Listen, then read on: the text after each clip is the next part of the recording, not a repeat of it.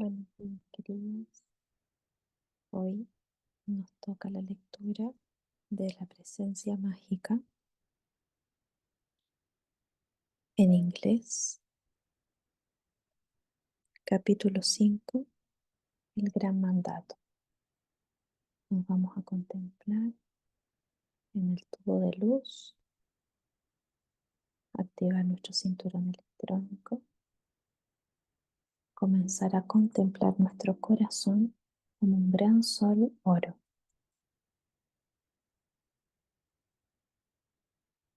Se enciende la llama violeta dentro del tubo de luz.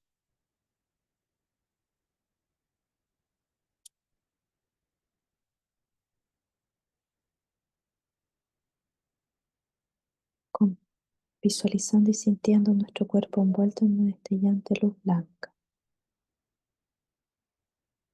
Reconociendo y sintiendo intensamente la conexión entre nuestra forma exterior y nuestra poderosa presencia centrando toda la atención en nuestro corazón. Yo acepto ahora alegremente la plenitud de la presencia divina, el puro Cristo. Sienta la gran claridad de la luz y su intensidad en cada electrón de nuestro cuerpo. Yo soy una hija de la luz, yo amo la luz, yo sirvo a la luz, yo vivo la luz. Yo soy protegida, clarificada, colmada, sostenida por la luz. Y yo bendigo a la luz. Gracias, está cumplido.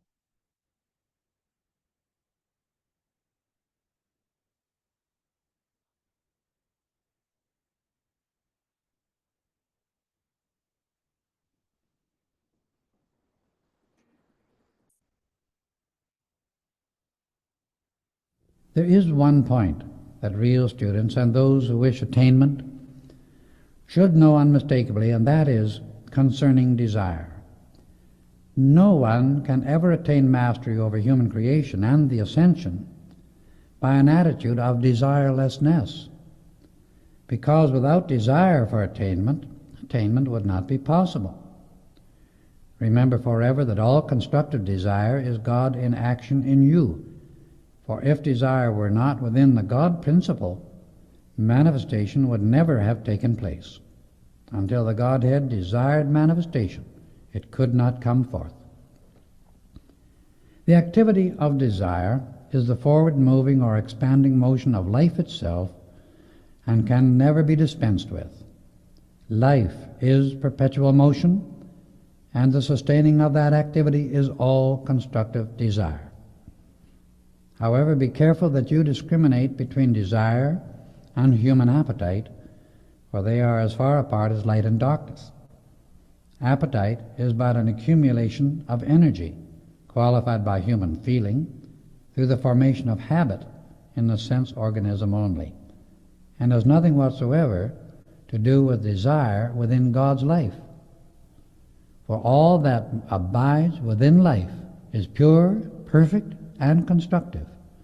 Constructive desire is eternally existent within life. It is impossible to progress or express life without some form of desire. It is the student's duty to be alert and on guard, discriminating always as to his motive for doing anything. And here he needs to be severely honest with himself, to watch his feeling in the motive. For many times the outer activity of the mind tries to make one think he is doing a thing from the standpoint of reason, when all the time he is doing it to satisfy a feeling instead.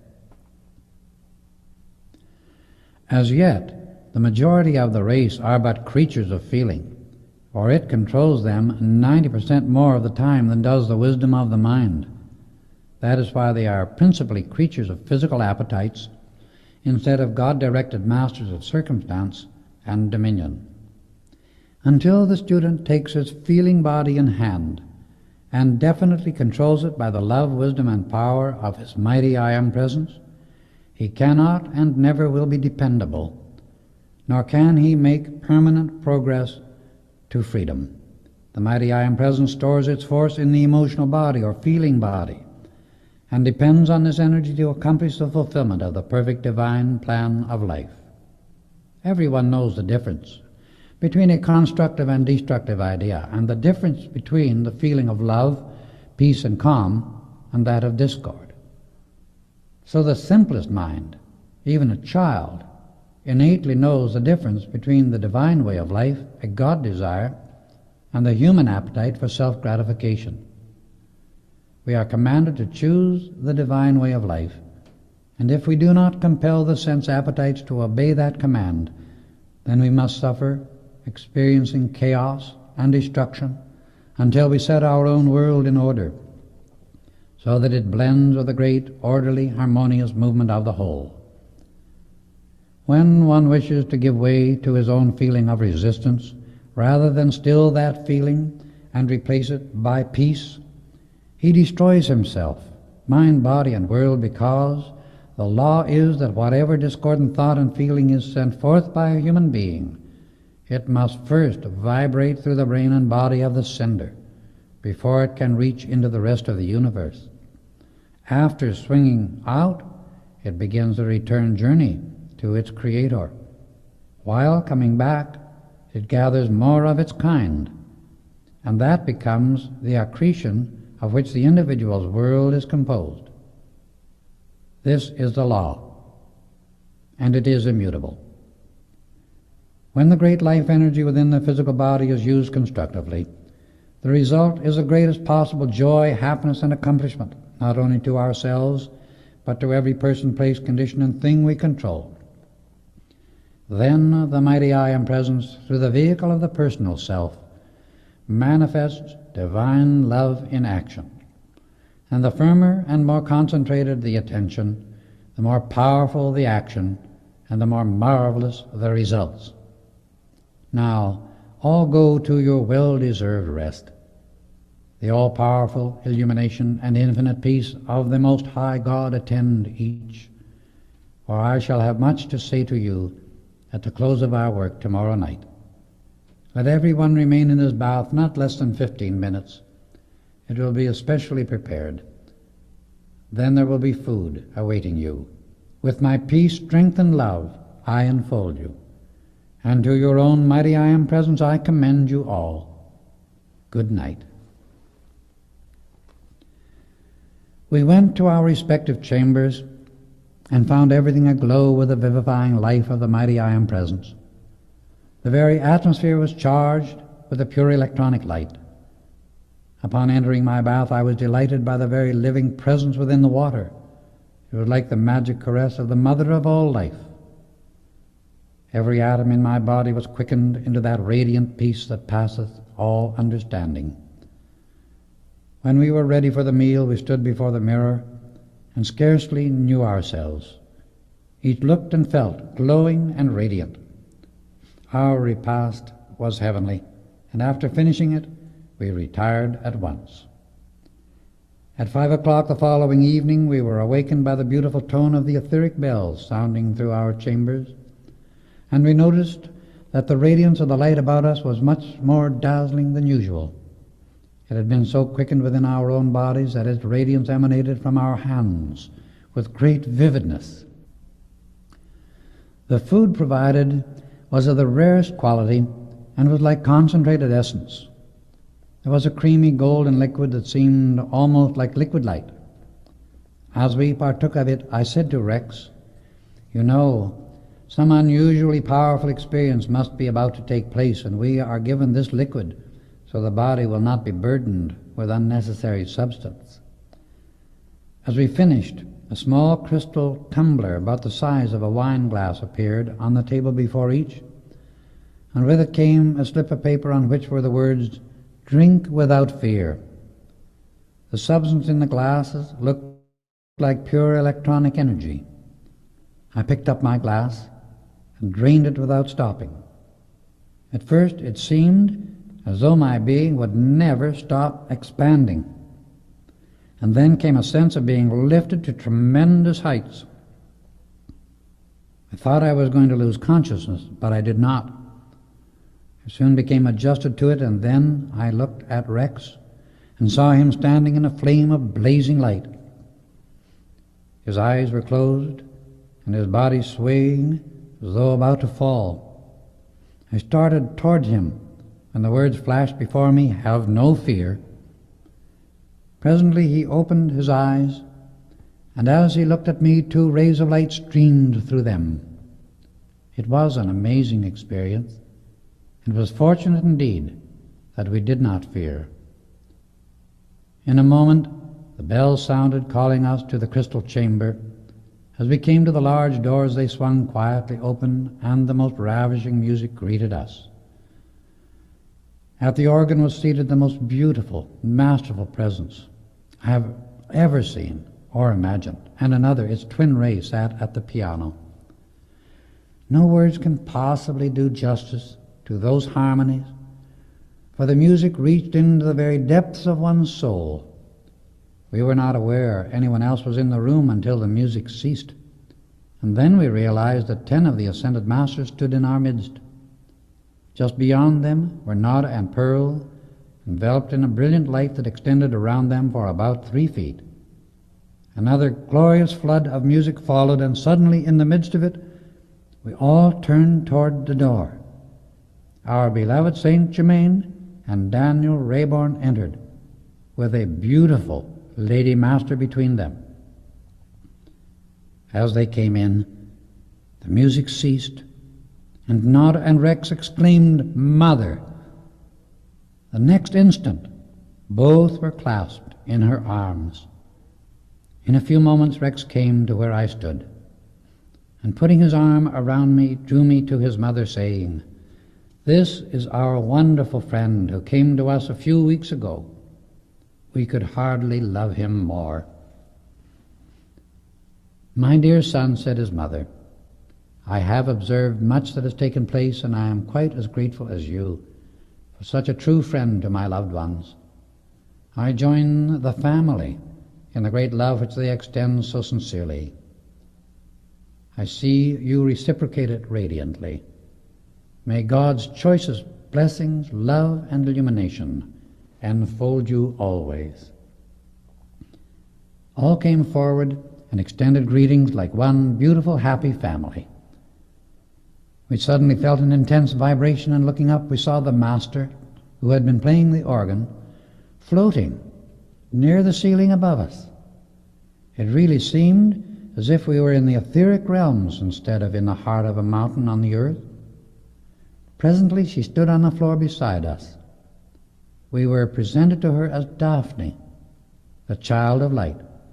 We met Arion, her companion at the piano, and Saint Germain remarked that they were from the 7th sphere, having long ago reached the ascended state, completing their journey through human experience. Daphne and Arion came directly up to Nada and Rex, agreed inner attunement forming the bond between them. They asked if the children would sing to the accompaniment of the organ and piano. They replied in the affirmative, and Daphne asked Nada what they were going to sing. "Love's light eternal," she said. "Rex and I wrote it." Daphne touched Nada's forehead a moment. "I have it," she said, and stepping to the instrument began.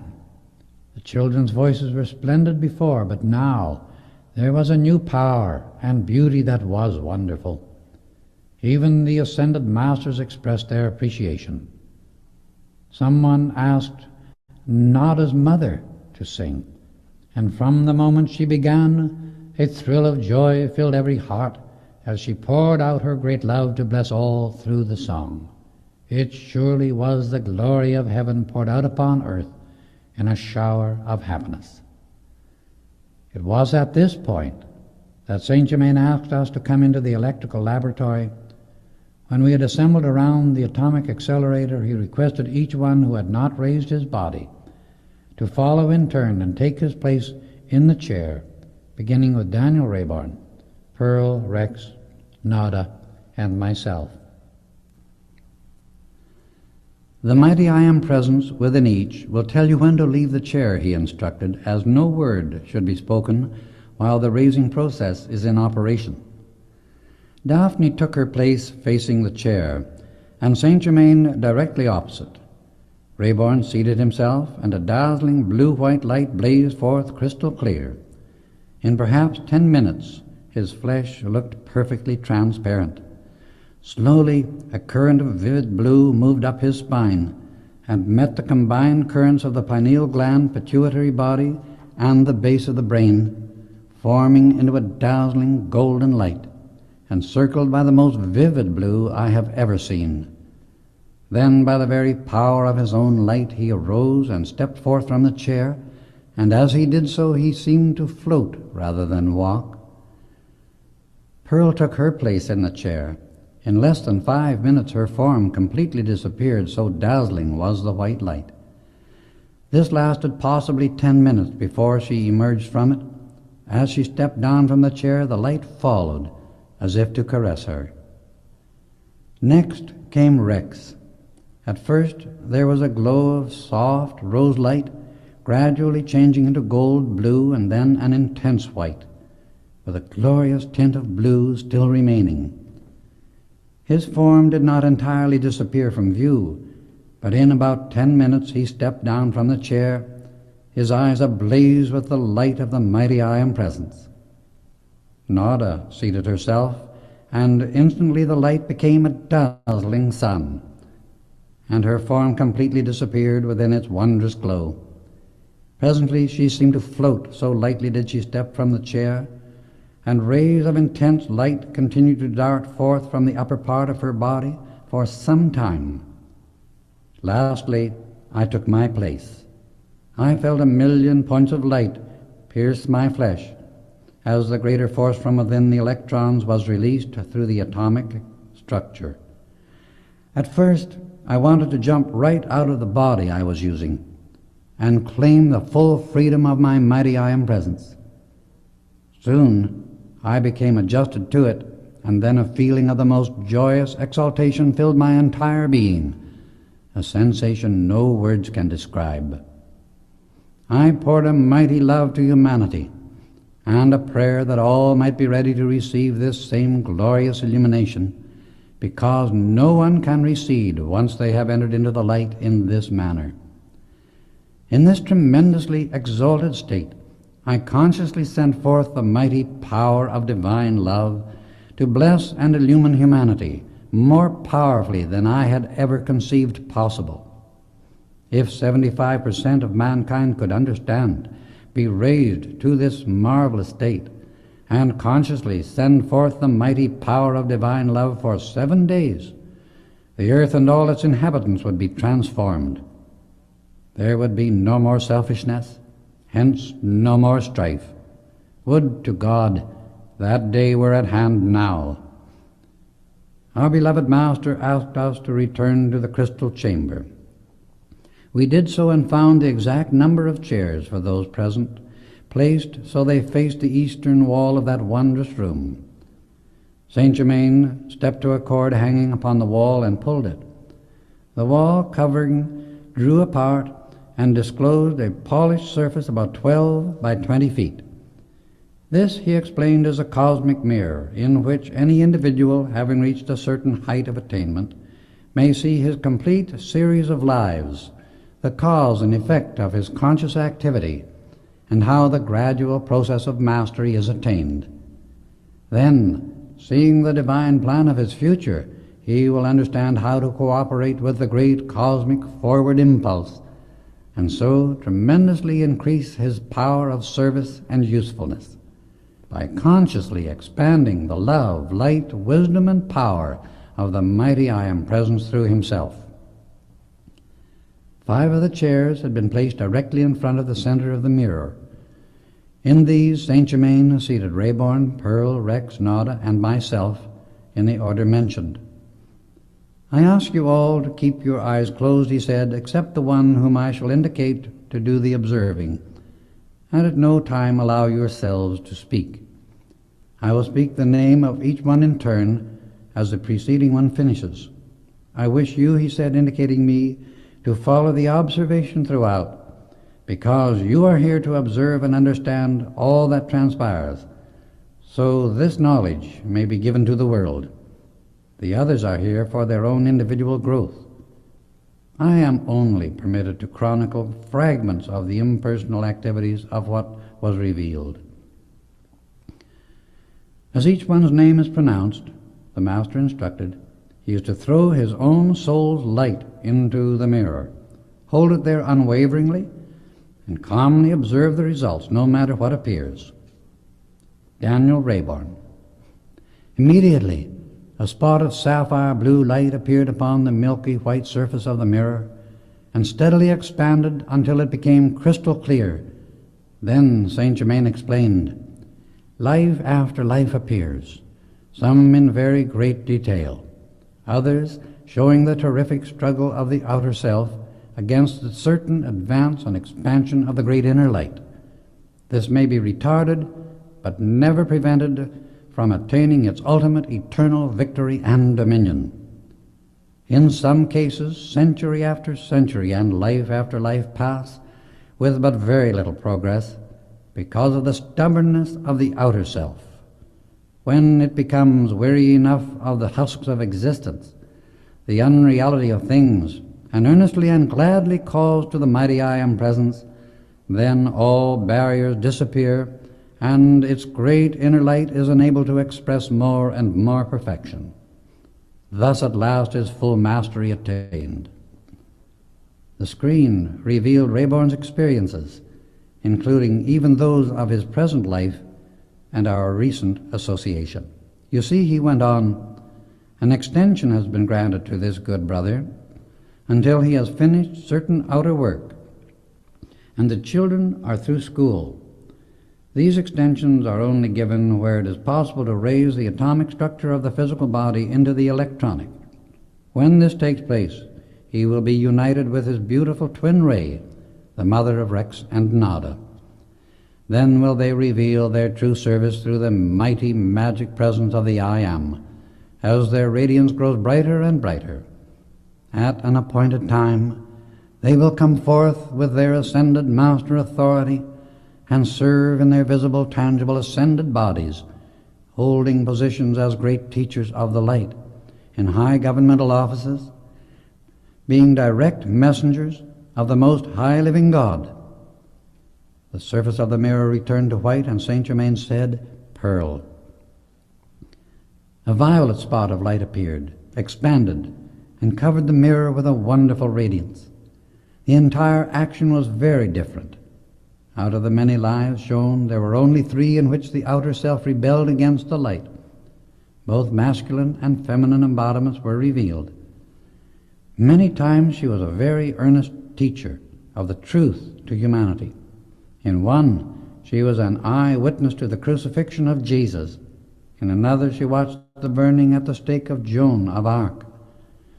Then came her meeting and union with Rex, the final illumining and raising of their bodies, and the ministry that was to follow. It even showed them always in touch with their parents as beloved friends, no longer in the parental relationship. Again, the light faded.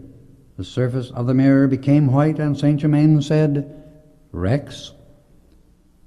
A disk of intense rose-colored light quickly covered the mirror, and a long series of lives followed.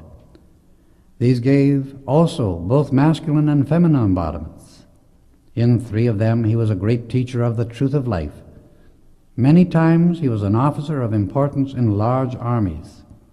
In those he was very active, especially during the time that the Greek civilization reached its apex. Another was shown in France, and still another in England during the time of the American Revolution. Here, the Master called our attention to an unusual condition. Rex's growth, he said, has been so steady that he has had no very great struggle in any particular embodiment. This is a very rare thing. When one considers the hundreds and sometimes thousands of embodiments that souls pass through in order to gain their eternal victory and dominion. In 3 consecutive lives, he was a renowned scientist and made many remarkable discoveries that blessed mankind. We now come to his present life, which is just well started. Here is the close of his school days, his union with Pearl, and the call to go to the masters in the Himalayas and the Far East. This will cover a period of at least 2 years. Notice the marvelous, vivid description of certain work that he will do in the future, in which he will play a very prominent part in the government of America. Then, with a flash, all vanished from the mirror, and Saint Germain said, "Nada." Almost instantly, a light like a sun covered the mirror, and as it cleared, Saint Germain continued, "Here is a most remarkable revelation of hundreds of lives. The embodiment showing intense activity in which there seems always to have been a sincere, dominant desire for the light.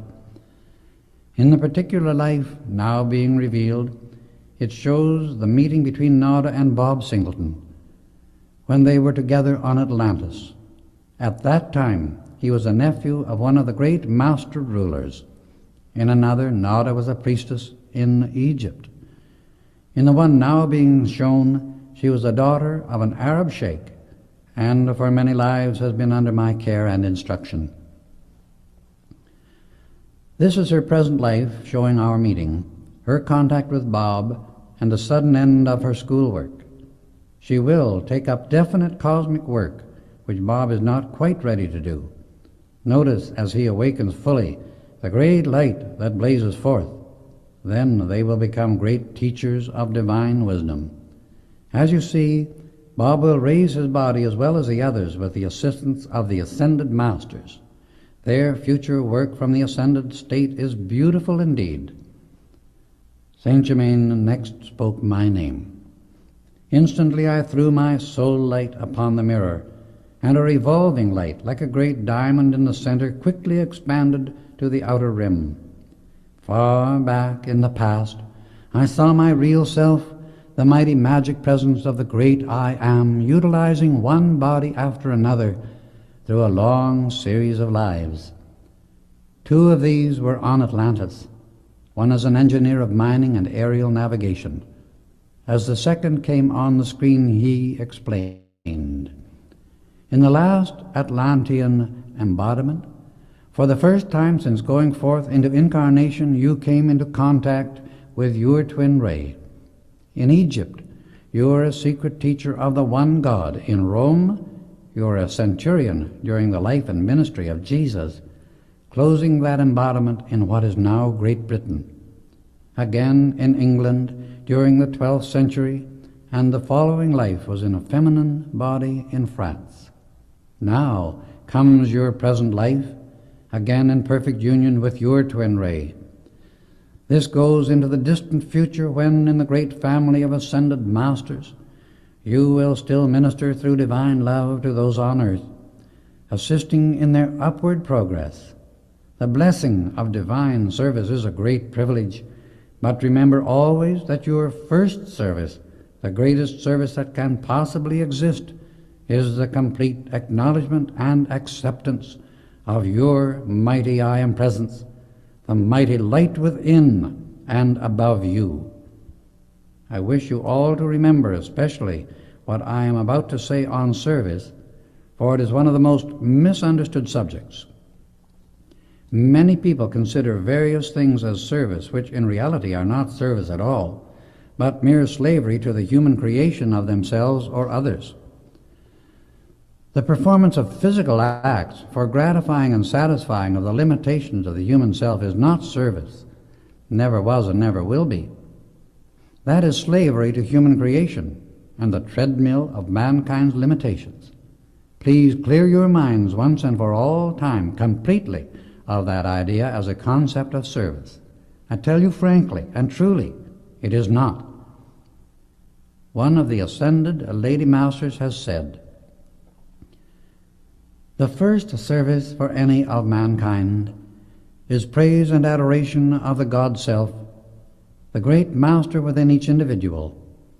In thus fixing the attention of the outer mind on the only giver of anything good we can ever receive, it raises the outer mind into the full acceptance of the supreme conquering power, anchored within the human form which, after all, is divine.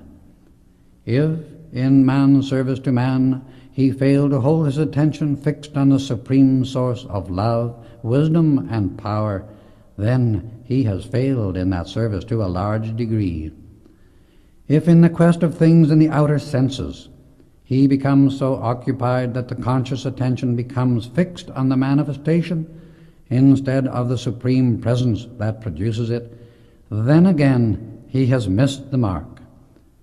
Again, if in man's great desire to serve, the overwhelming desire to serve his fellow man causes him to neglect to keep his attention fixed on the supreme producer, then that service too has failed to a large degree. The only true service is in holding the attention and acceptance so firmly fixed upon the great Master within, the only producer, that the outer mind becomes so filled with the inner presence that naturally each activity of the day becomes, without considering it, the perfect divine service of the moment. Then the great Master within, the mighty I Am Presence, is always conducting the outer activity until the entire action becomes perfection expressed. The outer self, until fully awakened, has periods in which it unknowingly wants to strut its vanity and abilities over its fellow men. This always invites a shock of some kind to shake up the outer self until it becomes aware of what it is doing.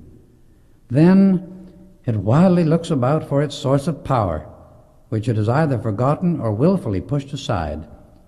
For in our compulsory choice and the use of the free will, this great Master within will not intrude itself unless welcomed and invited joyously to do so. I say joyously because the more joy we can put into the acceptance of the mighty indwelling power, the quicker manifestation follows. Our acceptance is a command which must be obeyed. It cannot be denied. The attention and acceptance must be held long enough, firmly enough, and steadily enough until the shell of the outer self is completely shorn of the idea that it has any power of its own. The outer mind cannot argue against the fact that all the energy it uses comes from the great presence within, no matter how that energy is applied. Never let any desire for service deprive you of the needed time, undivided, to fix your attention and acceptance on your great Master within, knowing then that you will naturally give the right service and do the right thing. This is the law of true divine service, which says forever to the personal self, "Thou shalt have no other gods before me." This is the whole of the law applied. Footnote: This instruction concerning service was originally given forth by one of the Lady Masters, also known as Nada, who raised her body 2,700 years ago and who does very transcendent work for the humanity of this earth, as well as a greater work which she does in very much higher spheres. It was Saint Germain's request that it be put into the magic presence at this point, for he gives it to all his students, and has placed it here that everyone who reads this book may have the benefit of her radiation, as well as his own, and profit thereby. The personal self has absolutely nothing of its own, for it comes into embodiment without even clothes, and unless the physical body is illumined and raised, it passes through so-called death and leaves even the body behind. So the personal self really owns nothing. It cannot deny the fact that all it has is loaned to it by the great Master Presence, no matter how much it misuses the marvelous gifts of life. Keep your attention to the heights. The light and the struggle of the outer self will soon cease. You will find yourselves steadily rising into that glorified ascended state where the joy of divine service so far transcends earthly comprehension that there are no words to describe it. This discloses the revelations of individual growth through hundreds of lives in earthly experience. It is a rare occurrence and privilege for any student to be shown this, and it is only permitted where the individual has reached a height of attainment and inner strength that will enable him to observe the experiences of the past without receiving suggestions or being in the least influenced by them, no matter how terrific they may have been. Only a tiny fragment of all that passed upon that mirror is recorded here, for the experiences of one individual alone, through hundreds of embodiments, would fill many volumes. Saint Germain then drew the covering over the mirror, and taking his place in front of his guests, gave a most marvelous discourse. Much of it was private instruction and information for those present concerning their own work. I will give only a very small portion of it here. It is my wish, he said, addressing Pearl, Nada, and Rex, that Pearl return with Nada to her school and take up certain studies which I will indicate for the year until her graduation. At the end of that time, I shall be very happy to have you accompany me to the Far East, where you are to remain for 2 years and make certain contacts which it is necessary for you to have. At that time, Bob will be ready to go with you. I will see that dependable men are brought to the mine and ranch. 1 year from today, July 28th, 1931, we shall all meet again in the Cave of Symbols, and Daniel Rayborn will complete the raising into his electronic body and enter perfect freedom with his beloved twin ray, Nada, the child of song. Each of you will receive training and instruction from time to time as you require it, and this will be your path to freedom. You all know there is but one source to look to for anything, and that is your mighty I Am present within and around you, to whom you can call, and you will never fail to get a response. From it you may receive without limit courage, strength, power, protection, and guidance that will take you through any ordeal you may ever encounter. I have not observed any weakness within you, otherwise you would not be here. Trials will arise from most unexpected places. You will, of course, remember that the sincere student is never off guard. The inner light will never fail unless you deliberately turn from it, a thing I trust none of you will ever do. Now, will you join me around the crystal table?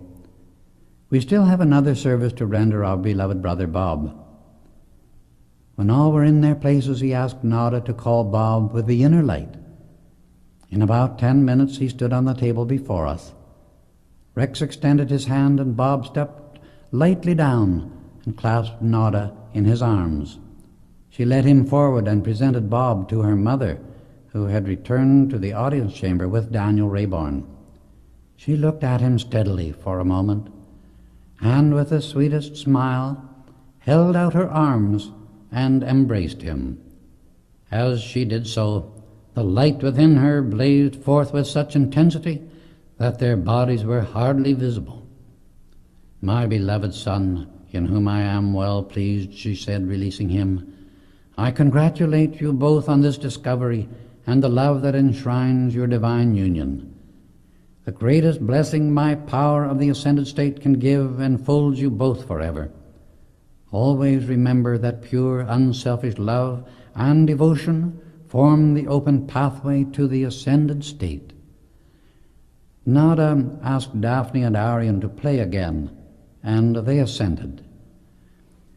When they took their places at the organ and piano, a dazzling light floated above them near the ceiling. As they struck the first chords of a beautiful melody, a glorious tenor voice burst forth from within the light. The control of the voice was perfect. Its range seemed to be almost without limit. Here we were listening to a being we did not see, yet whose voice was the most magnificent proof of the presence and its great gifts to mankind. When the first song was finished, the organ, piano, and voice all modulated into America. Instantly, everyone arose, not only in tribute to America, but to the great Master, whose wondrous voice thrilled us all. America, said Saint Germain, means so much more than most of her inhabitants dare to dream, for she is the heart center of the spiritual progress on this planet. It is in America that the firm foundation of the cosmic Christ, the mighty I Am Presence, will find anchor in the hearts of mankind. This great all-powerful light shall intensify and expand until not a vestige of selfishness or political intrigue will remain or be remembered. Many amazing things will take place in the coming years until mankind will truly realize that the time of miracles is not past, but is forever with us. We will then understand that they are but the results of obedience to the great divine plan of life. We are just beginning to enter an age of so-called miracles, which will reveal the glories the magic presence holds waiting for its children. America is the grail, the cup for this earth that carries the light of the cosmic Christ, which shall illumine the earth and set it in divine order by the power of the mighty I Am Presence. Bob was so happy. He asked if he might be permitted to meet our beloved Master in the visible, tangible body before the school season opened.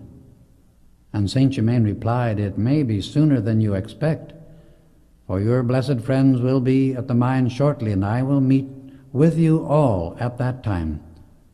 Let us say the 10th of August. Now, Bob, you must return to your physical body." Instantly the two radiant masters stood on each side of him. Bob said good night to his sweetheart and those present, and they immediately disappeared. The rest of us gathered around Nada, the mother, who embraced each one of her loved ones. "It is time we must part," she said, "but on this occasion it is in joyous rapture instead of sorrow, as at our first parting. I wish you to return to your chambers," Saint Germain directed, "and rest until 2 o'clock tomorrow, and then return home. Proper food will be served when you are ready." It is my privilege to escort this beloved child of song, indicating Rex's and Nada's mother, to the sphere where she is sojourning. We watched them closely and saw the two forms begin to fade from view, and in about 3 minutes they completely disappeared. Such is the power of the ascended Master to come and go in the tangible body and make it visible or invisible at will. In the intense interest of watching Nada's mother and our beloved Master disappear, we did not notice that the other ascended Masters had gone also, leaving only Daniel, Rayborn, Pearl, Nada, Rex, and myself. As we looked at each other, I do not think there was a dry eye in the whole group, for tears of the greatest gratitude and joy we had ever known filled our eyes and hearts to overflowing. We returned to our chambers and found the most appetizing dinner awaiting us. There was a delicious nut loaf, an amber liquid wonderfully refreshing, and a combination salad made of things we had never eaten before. As we lay down, the brilliant light in the room gently faded out, until only a soft, bluish-white radiance, like a moonlight, remained. Unless one has experienced something of this kind, it is not possible to describe the feeling of rest and quiet such light conveys. The next thing we knew, we heard the etheric bell sound through our chambers, and when I looked at my watch, I saw it was 1 o'clock. We put on our robes and sat down to the small crystal table in our room, laden with luscious fruits, among them peaches and strawberries, such as I have never seen in the outer world. There was a substance like heavy whipped cream for the fruit, and every spoonful sent an electric charge through the body that gave one the feeling of strength, courage, power, and confidence, which it is impossible to explain. As we finished our repast, a slip of paper asking us to come to the crystal chamber at once floated down to the table. The great doors opened at our approach, and as we entered, Saint Germain and the others who had already arrived greeted us. Our work here is finished for the present, he said, as soon as we were seated. For you have each leaped ahead in growth very rapidly, because of previous attainment of which you are entirely unaware. Now you shall return to the ordinary routine and activity of the outer world, but you are no longer of it.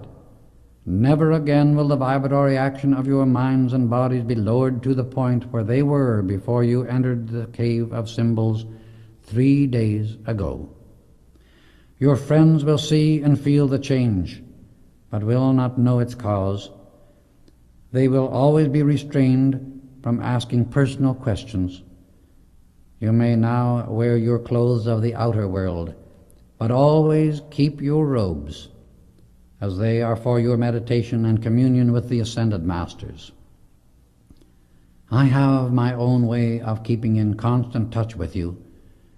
If you will come with me as soon as you are ready, I will take you to the opening of the cave, as I must be in the Far East at 5 o'clock this afternoon. Henceforth, we are never separated. We returned in our hiking clothes, and Saint Germain led us to the entrance. We tried to express our gratitude, but he raised his hand for silence and said, "In the future, let us refrain from attempting to express what is already known to the others.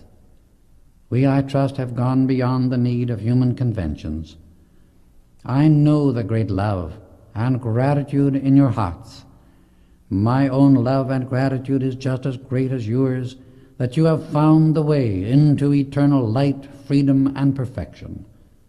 That I have been privileged to be of assistance is my sufficient reward.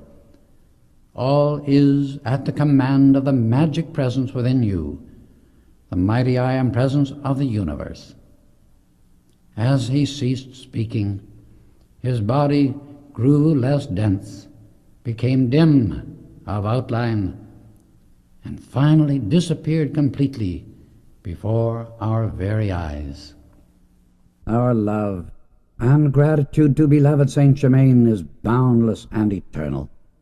Obedience to his slightest request is a command to us and a joy forever.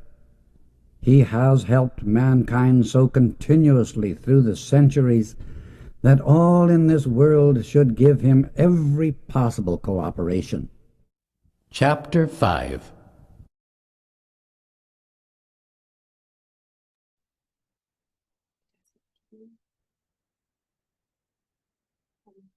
Nuestro tubo de luz, nuestro cinturón electrónico.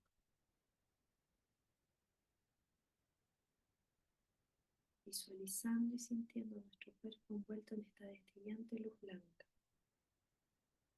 manteniendo siempre la imagen, reconociendo y sintiendo intensamente la conexión entre nuestra forma exterior y nuestra poderosa presencia I Am. Centrando nuestra atención en nuestro corazón, visualizándolo como un gran sol oro. Yo acepto ahora alegremente la plenitud y la presencia divina, puro Cristo. Sientan la gran claridad de la luz y su intensidad en cada electrón de nuestro cuerpo. I Am, yo soy una hija de la luz, yo amo la luz, yo sirvo a la luz, yo vivo la luz. I Am, yo soy protegida, clarificada, colmada y sostenida por la luz, y yo bendigo la luz. Gracias, está cumplido.